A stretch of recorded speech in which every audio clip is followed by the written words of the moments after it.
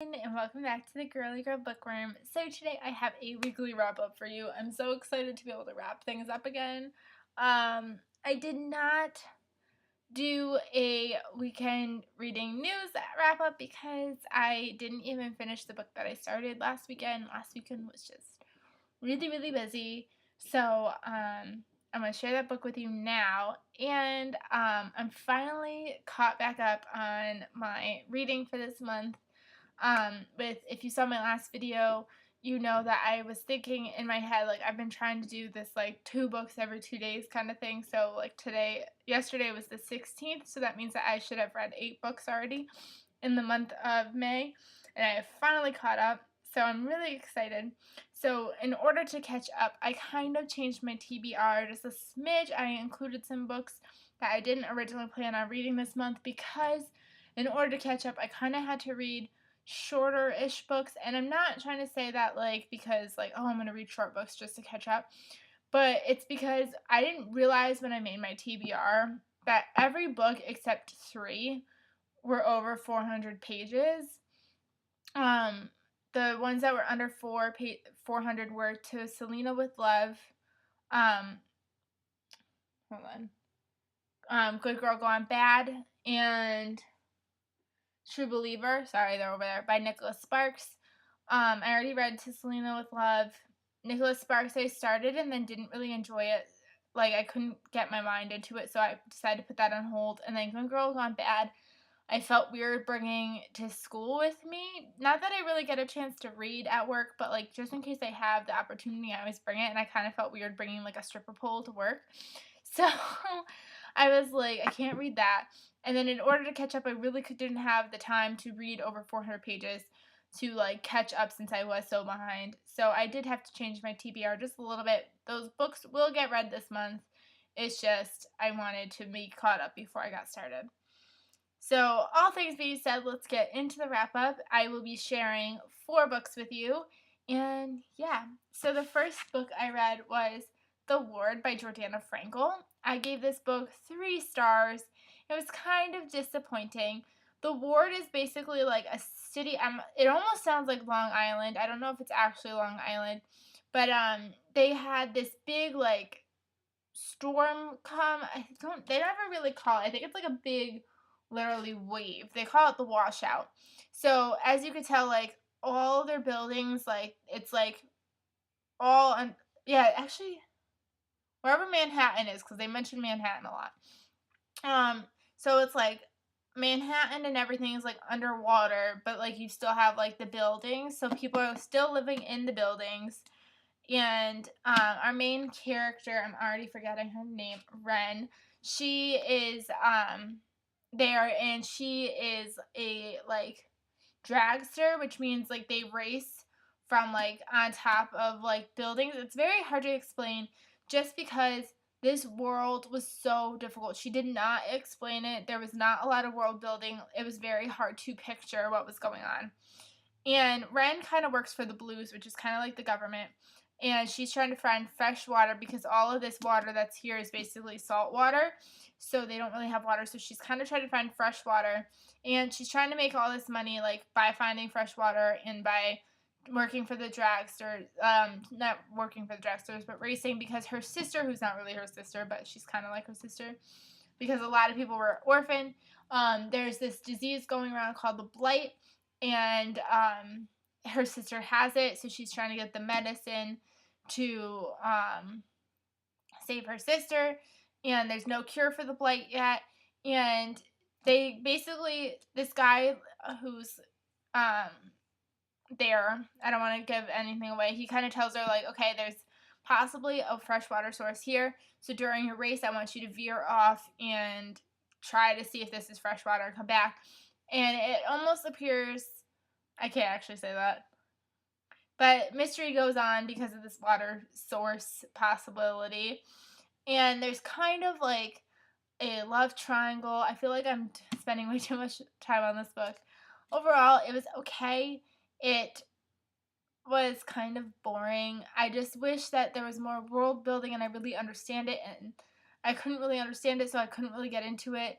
and the love triangle I just feel like is stupid. But this is a duology. The second book doesn't have a title or anything yet, so I don't know when that's coming out. But I would be interested to see how this all plays out. Then I read 39 Deaths of Adam Strand. I gave this book, by Gregory Galloway. I gave this book 2 stars.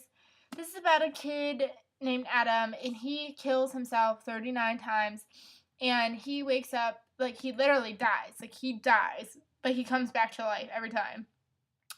And this book put me to sleep.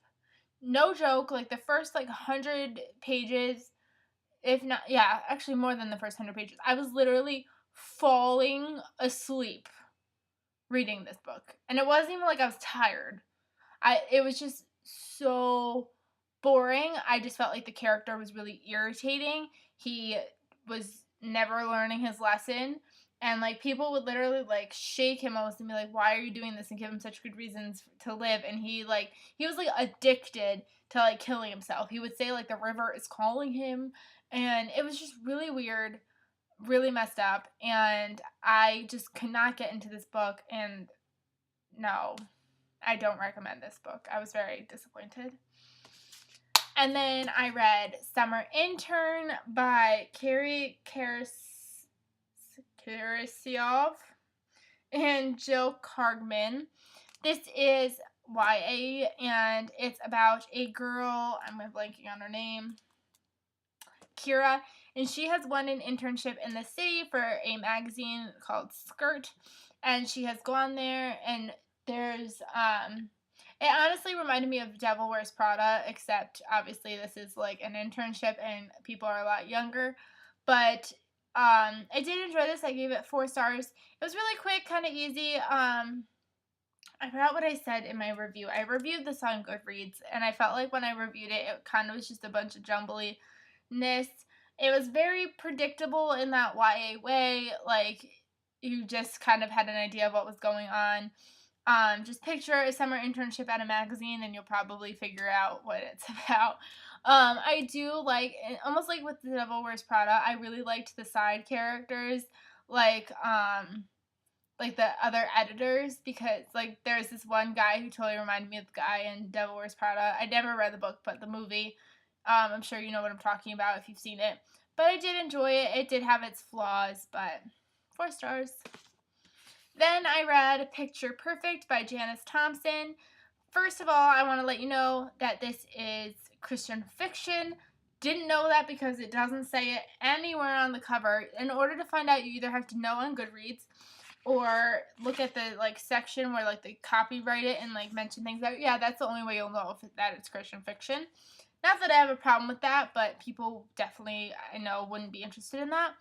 Also, this is a spin-off series, and I didn't know that either going into it. You don't really need to read the other spin-off to know what's going on in this, but I feel like it might have helped just know the other characters and their backstory. But I did enjoy this. This is also a series, so I would be interested in seeing what happens in the next book. This is book 1 in the Weddings by Design series. This follows a woman named Hannah, and she is a wedding photographer, and she's trying to really make a name for herself, but of course, there's always someone getting in her way. Drew is also another photographer, and she kind of sees him as her competition, and that's kind of one of the downsides why I gave it 4 and not 5 stars. The main character is very, very irritating. She, if I hear that she's Irish one more time, I might scream. That's her reasoning for most things, is that she's Irish. And she is very, doubtful of herself. She always says that she's going to come in second. She nicknames, the woman that, the girl in her high school that she'd always come second to. She brings her up constantly. She's very negative and feels like she's always failing, which she's never really failing in this book, which is kind of irritating. And then the author likes the word nibbled. I never realized it until I saw people commenting it in Goodreads. And then as I was reading this, I was like, oh my god, nibbled, nibbled, nibbled, if she says nibbled one more time. Seriously. But other than that, I really did enjoy the story. Kind of predictable romance, as romance usually is. But I did give this 4 stars. And it's got a gorgeous cover, come on.